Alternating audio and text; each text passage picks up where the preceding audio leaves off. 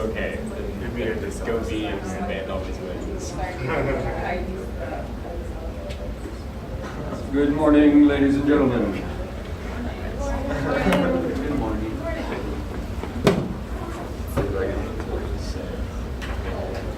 Turn the monitor without plugging anything. It's always a challenge.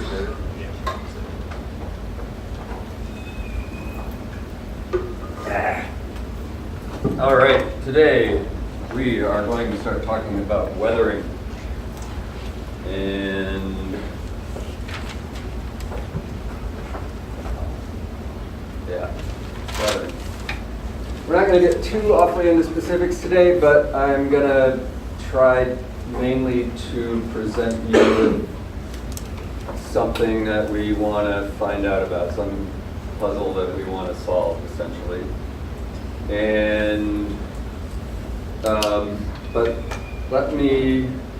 I'll first start with a bit of an overview of where weathering is, what weathering is, what it isn't, and some real basic things we can say, knowing that there are things that are weathering and things that aren't.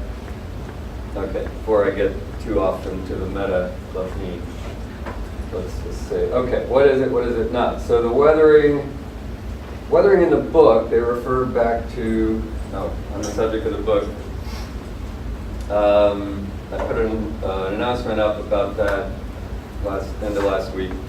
I did hear back from the library this morning that their vendor does not sell that ebook. Awesome.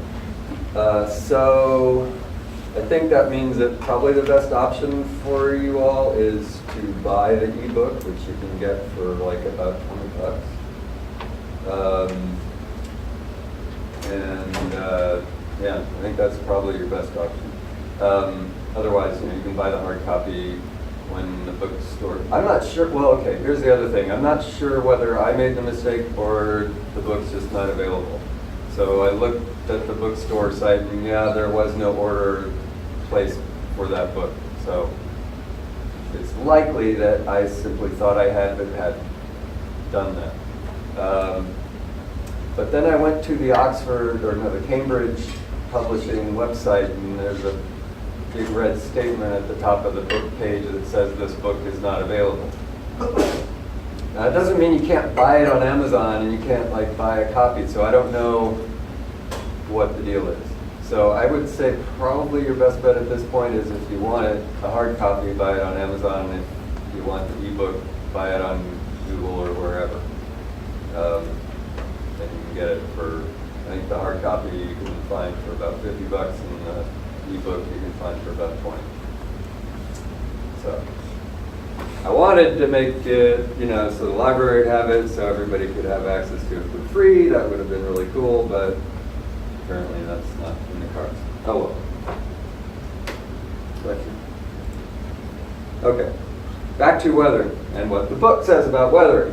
The book refers back to this guy, G.K. Gilbert. Now, G.K. Gilbert is a famous geomorphologist. Well, he was a geologist with the Powell expedition back in the day.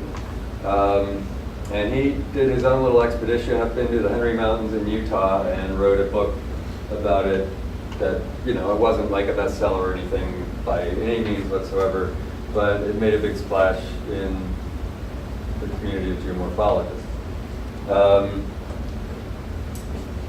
And a lot, really, he said a lot in words, and people like me, are kind of mathy types, I'm always going, come on, you're just almost there, just write the equation down, and but he says almost everything perfectly in words. So, and in that lovely 19th century American English. So, they refer back to Gilbert, who divided erosion, generally erosion, and I would suppose we're sort of talking about the erosion of rock, into three parts: weathering, transportation, and corrasion. Now that last one, he's talking about the scour of the channel bed, aided by the tools carried by the flow of water. And transportation in general, he specifically refers to transportation by water, but the fact that he divides transportation and weathering kind of tells us right off the bat, okay, well, he later goes on to say, and I'll quote, "The rocks of the general surface of the land are disintegrated by weathering. The material thus loosened is transport." So, weathering disintegrates, it loosens, it alters rock, but it does not transport it. Transport is another thing. So that leads me to say, well, and then it leads the book to say, but I want to go ahead and draw a box for our very first mass balance, or our volume balance, if you will. And I want to draw a control volume around the weathered profile. So the book has a neat diagram of the weathered profile, and I'll draw a bit of a version here. So we have the surface of the land, and we might suppose that it's in general tilted. Draw plants up here to indicate that's our surface of our land.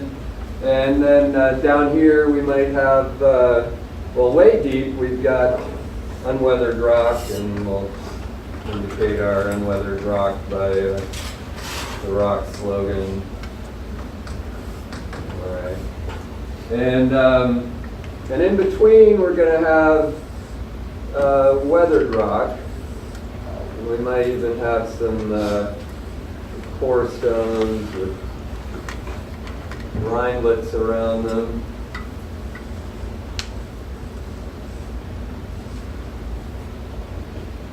And then up here we might have chunks and whatnot, but this is generally what we call soil. That's the so-called mobile regolith.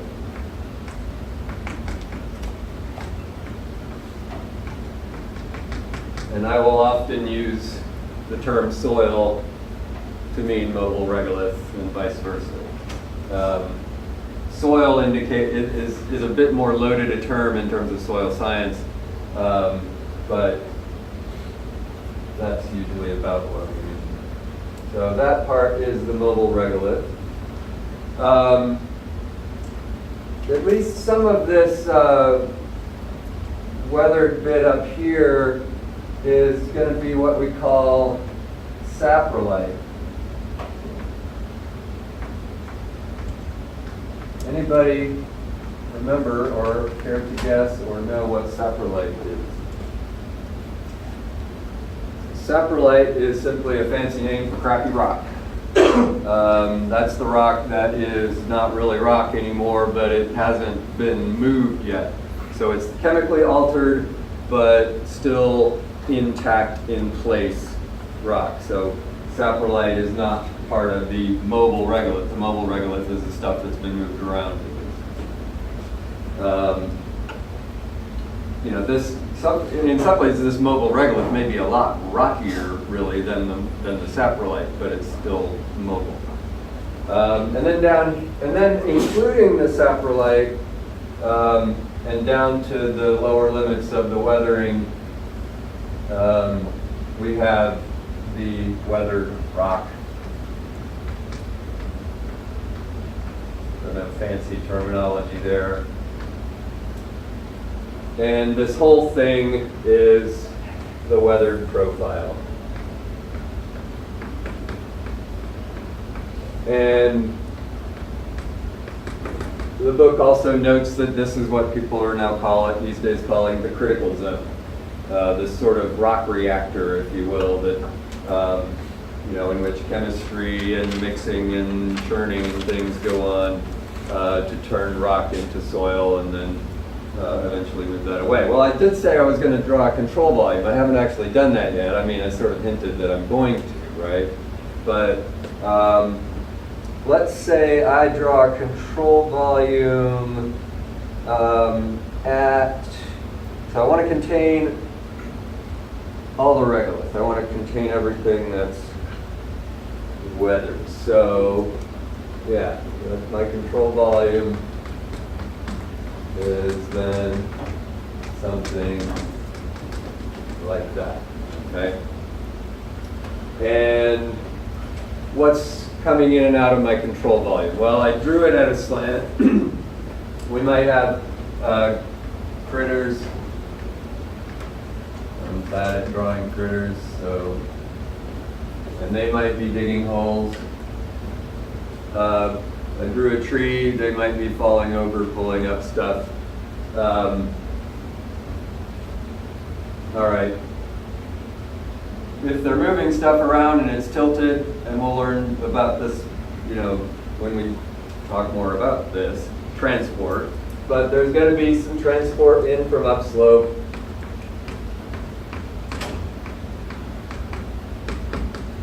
And there's going to be some transport out going downslope.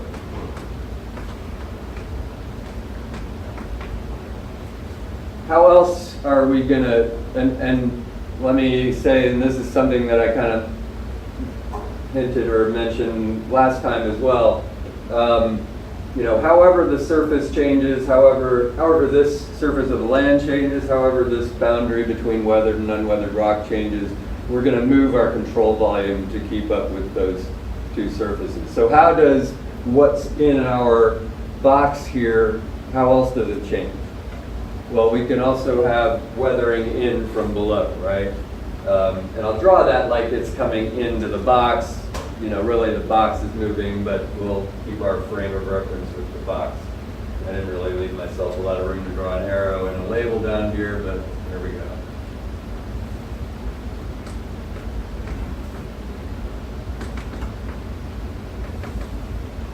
Okay, let's just do a bit of a thought experiment first of all, so we can kind of figure out, okay, what is the role of weathering in surface processes in our lives and our society, okay?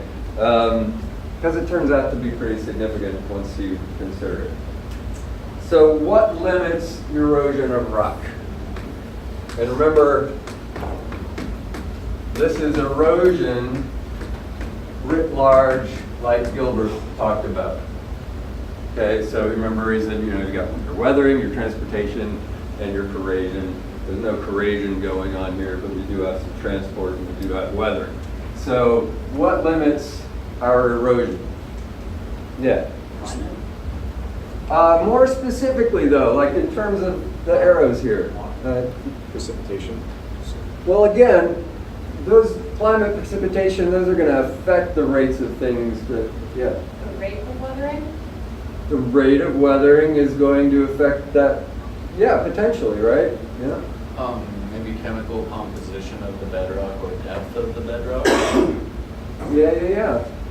Let's consider and I'm kind of getting a bit meta for you. I think, you know, part of what I'm after, you know, you guys are giving me a lot of good specifics, but if we think about just in terms of what's drawn up here in terms of our arrows, let's consider a couple of cases. First, let's consider the case where we have big transport and small weathering.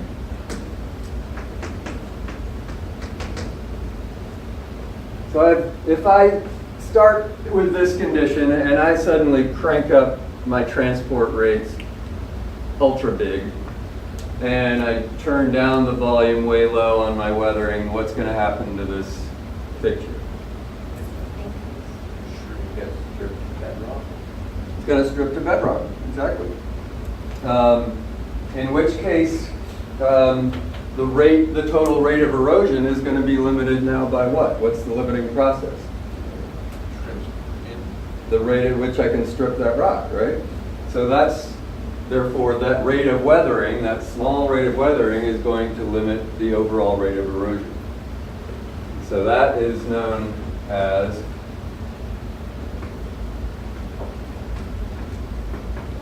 weathering limited erosion.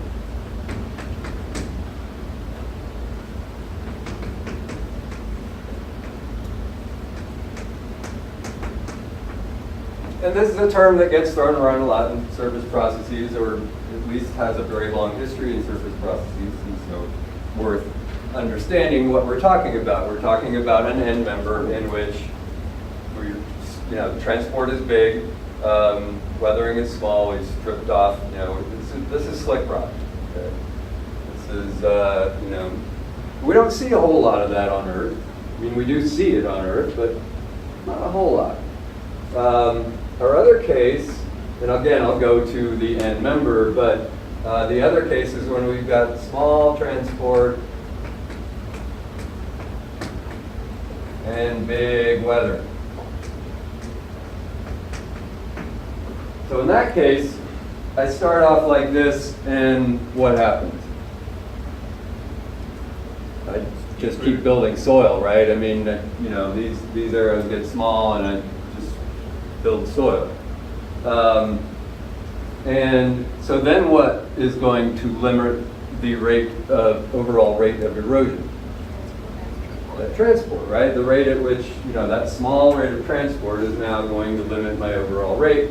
And so that's what we call transport limited erosion.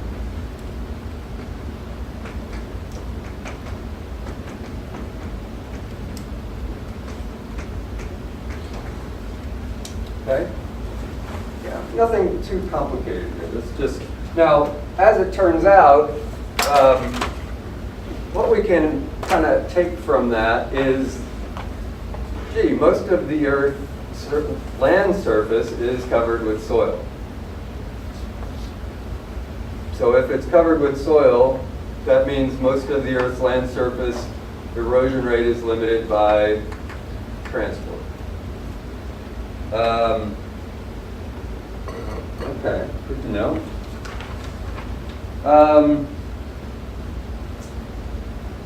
And that's actually a really good thing, right?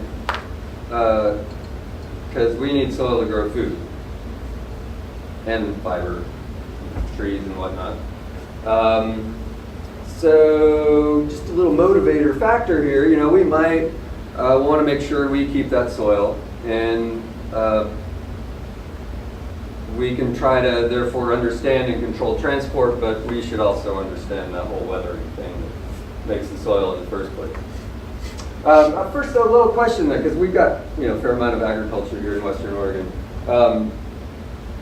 And where's the most fertile soil in Western Oregon?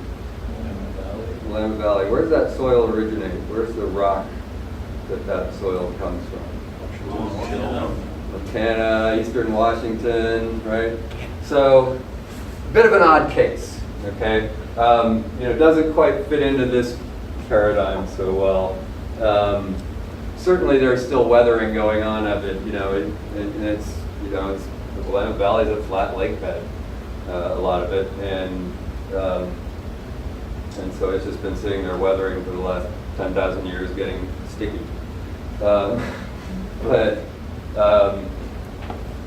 Well, let's see. What about where we grow our trees and wine grapes? Very coarse the type of salt, but it's higher elevations. Higher elevations, right? We're for wine especially, we're getting up into the hills. We want those, for wine you want a lot of soil, but you want it to be cracked. Trees, you can kind of deal with whatever. Fertile is, nice, rich, organic is nice, but you don't need all that much of it. The trees will tend to hold it together as long as you have some. Mine's like acid, right? Acidic soil.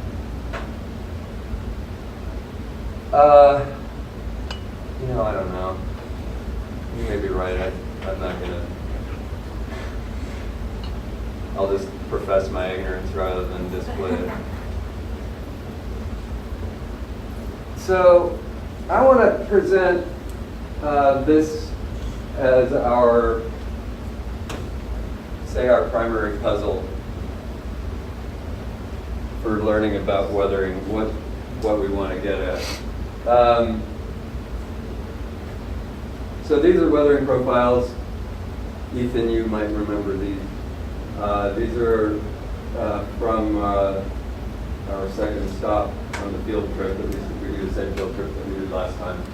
All right, let me point out some features here. This is a college student. These up here are trees. You can see blue sky. It was a really nice day. Here is a stadia rod for scale. These are 7, 8, those are tenths of meters. So that's 10 centimeters right there. So up here we've got, oh, I don't know, maybe 20, 30 centimeters, 20 centimeters-ish of soil. I mean, you know, mobile regolith. We've got lots of cracked rock, of course. Over here, well, you can't really see the markings on that Mylar tape. That's too bad.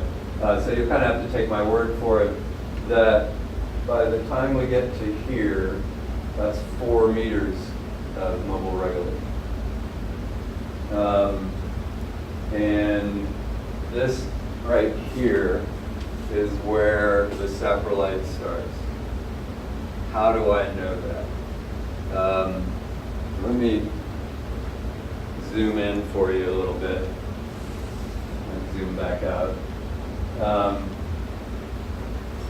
You can see chunk, chunk, chunk, missing chunk. Missing chunk looks an awful lot like the same size as that chunk up there. I don't know if it is, but below that point, you know, somewhere in here is where you stop getting missing chunks.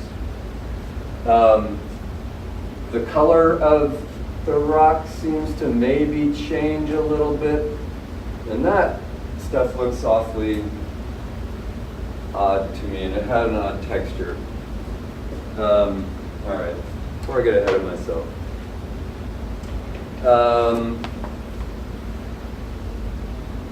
So this would be great for wine grapes. This is more like where we grow most of our trees. Oh, and this is also really great for sculpting big bank curves and table jumps. Not bikes. Maybe dirt bikes too. This is in the same vicinity as, anybody been to the mountain bike trails over by Elsie Falls? That's kind of near where we are. Okay, so I mean, this is where we grow our tree, like, you know, Southern Coast Range, this is pretty much what most of that's going to be like. So it's good for trees, but it is awfully thin. You know, maybe 20 centimeters, that's very thin. So I propose that we try to understand what's going on and why they're so different, and even what's the same. Yeah, so speaking of that, I pointed out some of what's different. I mean, and some of that's really obvious, right? The color, the thickness. But what features are similar? And that might be a bit tricky because these photos aren't the most awesome. And let me sort of zoom back out, and then I'll zoom back in. Of course, we've got the thickness and that color. If I zoom in, maybe we can see better some of the similarities.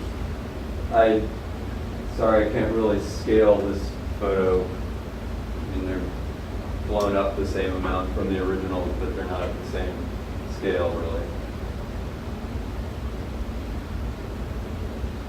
Well, what about the chunks? The rocky chunks. Those are pretty similar, aren't they? I mean, shape-wise, and I'll say, you know, kind of knowing, I think, that they are pretty similar size, too. And so what we see are rindlets. You know, it's not just an arbitrary, it's not just a chaotic oriented, you know, jumble of chunks. It's chunks that are, you know, broken along bands. And those in the biz are called rindlets. And this is what we call onion skin weathering. So that is the outer layers of a rock. If we had a boulder, you know, it'd be like an onion. We could peel off those outer layers before we got to a core stone. Unlike an onion, a rock has a core stone that's not layered. So we're seeing that in both places. And just a little foreshadowing, it's a thing that we see in a lot of different places. We see it in Puerto Rico, we see it in Asia. I didn't see any in Scotland. Oh well. So it's a... You're talking about the rhinelets? The rhinelets, We yeah. see those Specifically all those over. rhinelets. You see those in a lot of different places. So I've zoomed in a bit.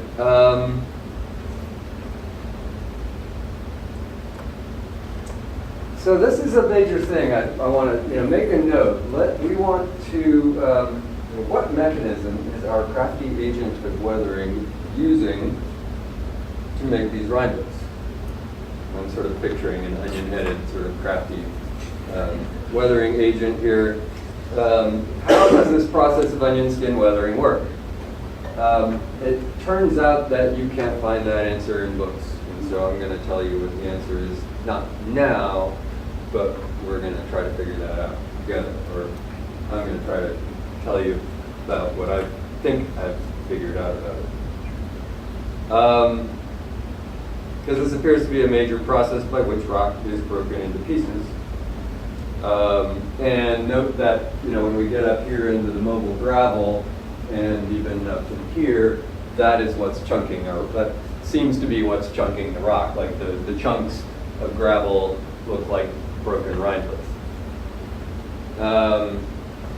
So next, let's consider the big differences and start to ask why they might be that way. We've got the obvious color difference, especially of the mobile regolith. We've got the obvious thickness difference. If we zoom back out, the obvious thickness difference. Go back to the zoomed in. Anybody notice anything else? Something a bit more subtle? Yeah. The one on the right looks like a softer texture to me. It looks more like clay. Yeah, and I can tell you that, so what I was going to say, and you kind of cut right to it, thanks, is that, these surfaces are rough and these are smooth. And I can tell you that my shovel easily cut through those. Essentially the consistency of clay. So that's what I was after. What about the colors of the chunks? To me, the upper chunks over here look kind of white. I don't know if they're really all that different in color, though. It's hard to tell what the difference in lighting. If I do the sort of silly zoom to the pixelated view of, chunk, that was that first big chunk up in the mobile regolith. Sort of, let me point them out. This chunk and I think this chunk are the ones I'm zooming in on. And when you get down to that, gosh, I don't know that the one on the right is really all that much lighter. It's hard to tell because of the sun and shade and whatnot. It's clear that at least the color's different. So we know the textures, the texture, the consistency, that it's, this is crap and this is actually still rock, clay, rock. So, all right.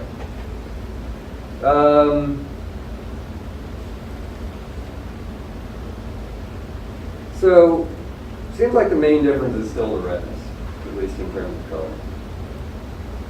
So why the differences? Yeah. Iron content. Higher Iron content. iron content. Yeah. Different transport rates. Yeah. So I would say the one on the right has a smaller transport rate, so all the material is able to sit on top of itself as it erodes and turns into soil. Uh-huh. Maybe the one on the left, it gets carried away as soon as it comes up. That's pretty much right. I mean, you know, and that gets back to this whole control volume thing, right? If we amp up our transport rate sort of to the edge of soilness, still having some soil, we would have a large transport rate. If we turn it way down, we thicken the soil up. But you asked about iron, or you mentioned iron, suggested that as a difference. What if I told you there's no difference in the concentration of iron atomic nuclei, but the nature of the iron is different. So oxidized iron. Yeah. So over here we've got a lot of oxidation. What makes? All right, I kind of gave it away. So what makes that red color? It's not just iron. It's ferric iron. It's oxidized, Fe3+. And we get that by oxygen taking one of those electrons from the ferrous Fe2+. Got that right? Yeah. My chemistry is.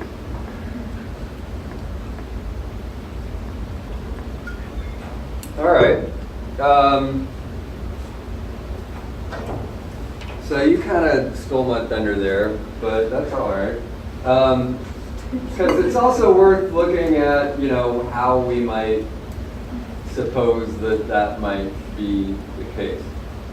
All right, so this is the topographic overlaying the geologic map. The geologic map is rather unexciting through here because it's all the same stuff. It's all high formation, which is, interbedded sandstones and siltstones, but down this far south even, it's already mostly sandstone.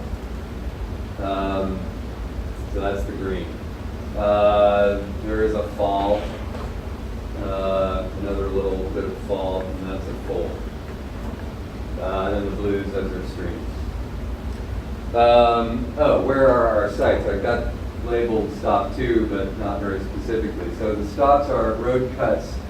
The left-hand side picture is at the left end of the thickened road there. And the right-hand photo, the red thick profile, is at the right-hand end of that squiggly line.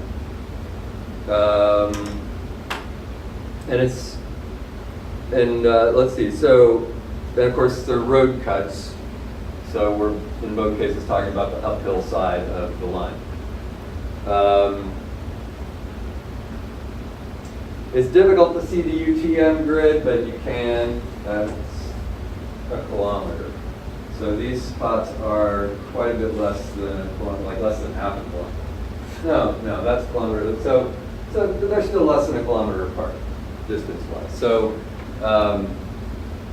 we can rule out some things that's causing the difference.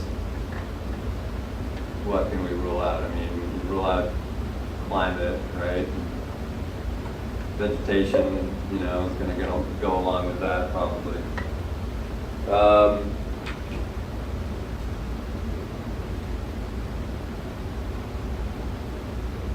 You might notice some differences in steepness in general in this part of the landscape versus this part of the landscape. And you'd definitely be right. The contours are much closer together over here. But I would say to you, well, okay, that's great and everything, but when you actually get to right where the road cuts are, here and here, steepnesses aren't very different. They're both relatively low gradient spots near the ridge, top of the ridge. So let's look at a different sort of map. This is a slope-colored, hill-shaded LiDAR map. Okay. So the greener colors are lower slopes, and the redder colors, through yellow and orange, through yellow and orange are the higher slopes. So it's like a green to red color scale. And so, you know, again, you can see, well, yeah, you know, it's green there and it's green there. The slopes are both about the same. But here, then, the slope coloring of this is much less informative than the hill shape.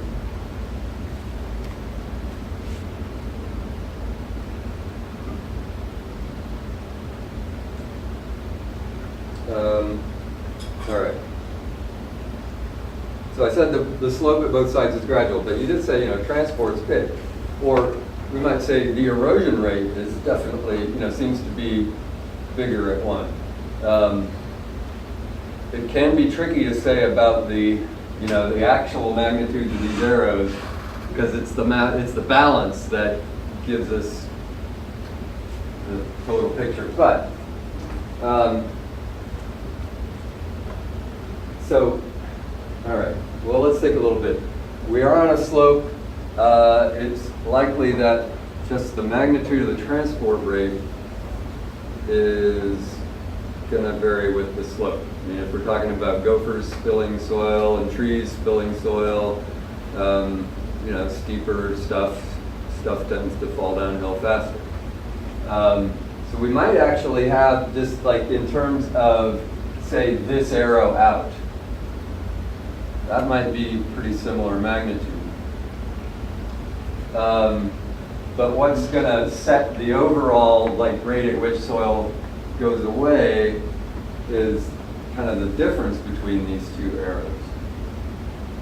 So if I've got a, you know, so-so arrow here, but on this side I've got the same so-so sized arrow in one case, and in the other case a much smaller arrow.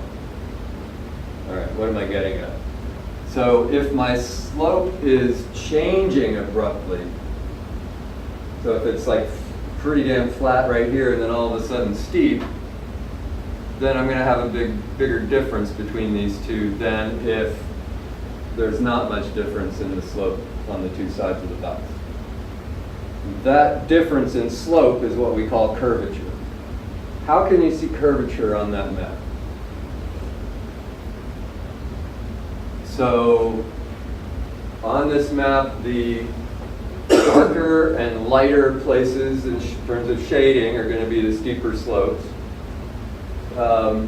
And where those dark and light are closer together, where you've got greater contrast apparent, that's higher curvature.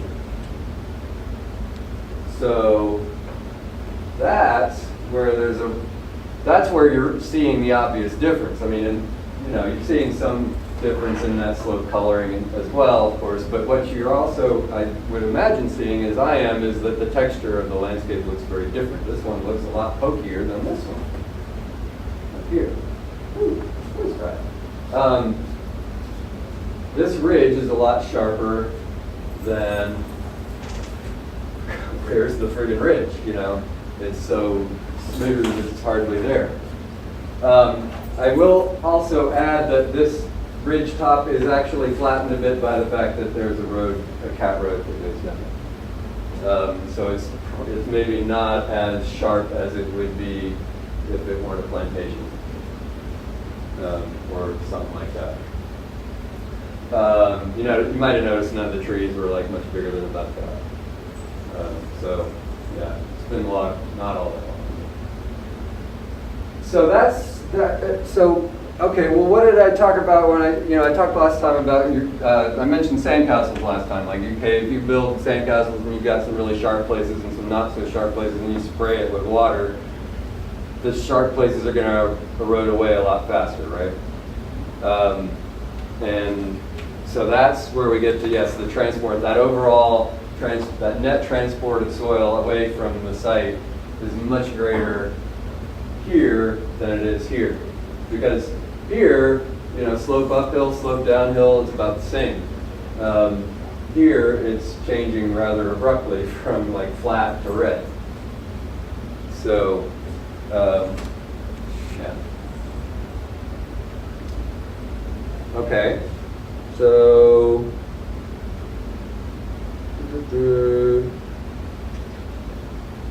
it is, you know, I thought you might be curious, what the heck?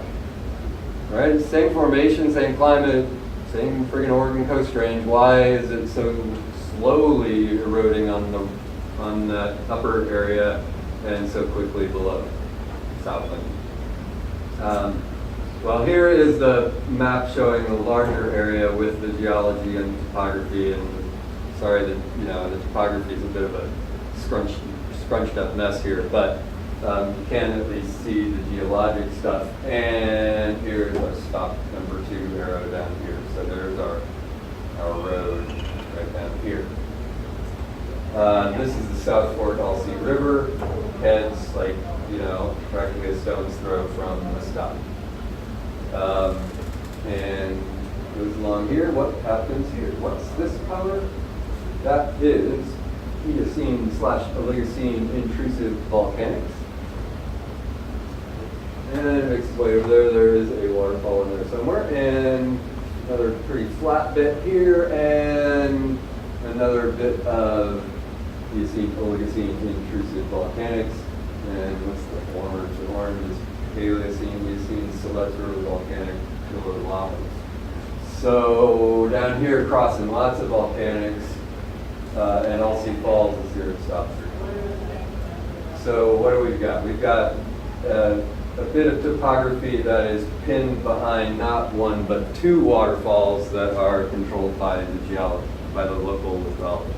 Right? Harder rock making the waterfall, and so we had some topography before we, you know, there was some sandstone and whatnot above that intrusive volcanic rock, and then that surface got lowered until it hit the intrusive rock, and parts that aren't pinned behind it still erode very quickly.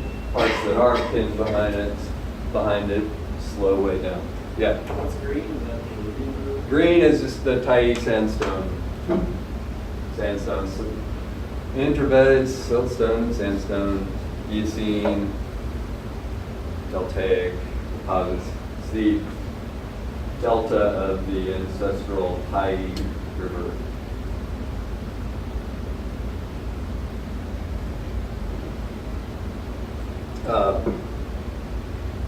Proximal part of the delta is to the south, distal end to the north, but with rotation, it would have been more like this when it was in place, and so some of that stuff coming from even Idaho.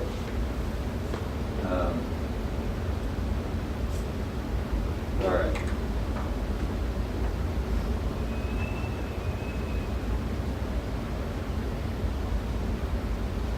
So what do we know? Let's like that.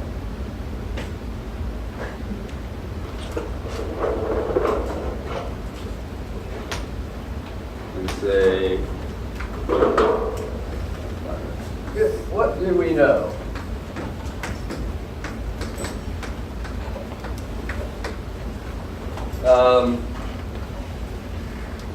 So what's the same?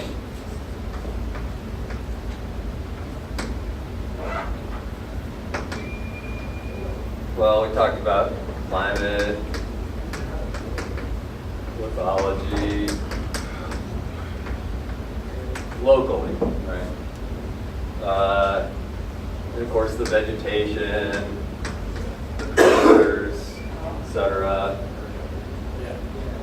Same community of fungi, bacteria, tree roots, whatnot, probably.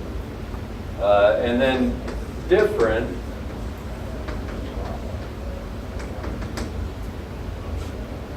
we had that soil thickness,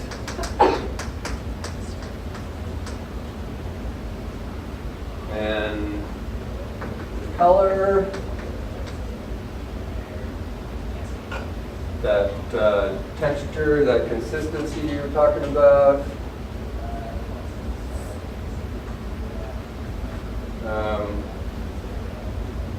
All that, the weatheredness, let's just say, of the rock bits.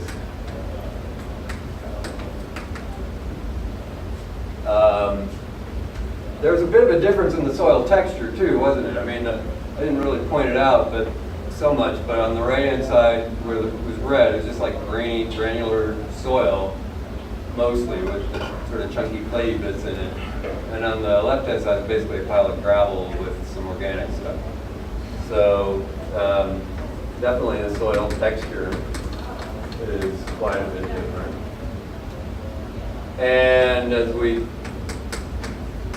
kind of figured from our mass balance and from other lines of evidence that the erosion rate is very different in the two cases. So slower erosion, thicker soil, redder soil, chemically more altered rocky bits and soil bits. The main difference then is time. On that thick red soil, we just got a lot more time for the chemical reactions to happen, for the bioturbation to happen. I was amazed how deep the roots went in that soil column. I mean, you're finding roots poking out like all the way down to the rock. So we talked about this a bit. What makes the rock and soil red? It's that oxidized iron, ferric Fe3+. What makes the rock have the consistency of clay? Clay minerals. Okay. So that means we've got a couple of chemical reactions going on, right? We've got, at least, we've got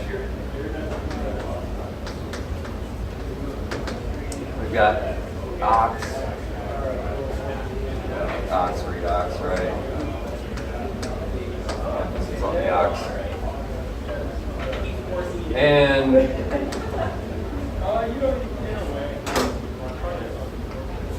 we've got, here's a incongruent dissolution.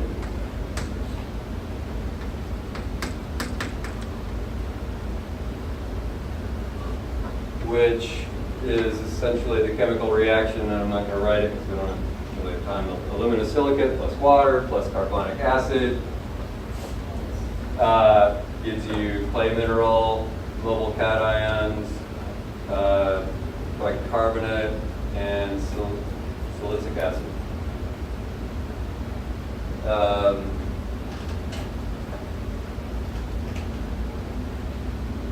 Yeah, changes rock to clay. You take out the magnesium, calcium, potassiums. What else is mobile? Sodium. What is the action of the chemical? Yeah, yeah. It's like in the actually get a page back to the where it starts to get into the chemical bit. Yeah. So your mobile cations are coming out, and when you were talking about iron content, the iron just stays there. The iron and the aluminum just don't go away. So like your most weathered stuff is aluminum ore, right? Because nothing's left but aluminum after a while, and iron. But we have better iron ore. Yeah. So you're taking out those mobile cations. You're just dropping in protons, H+, and changing them into clay minerals. Yeah.